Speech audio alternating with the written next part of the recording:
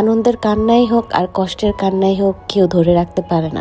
আসলেই মেয়ে মানুষের লাইফটা হাজারো দুঃখের মাঝে যেন এমন এক সুখের আনন্দ বয়ে গেল অন্তরার পরিবারে।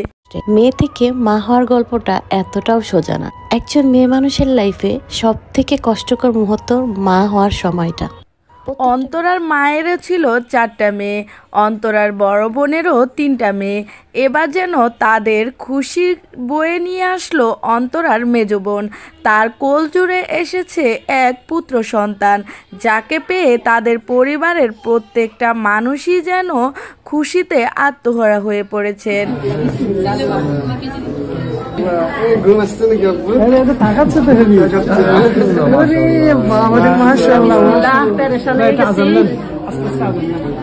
কানে কানে আজান দিতে হবে।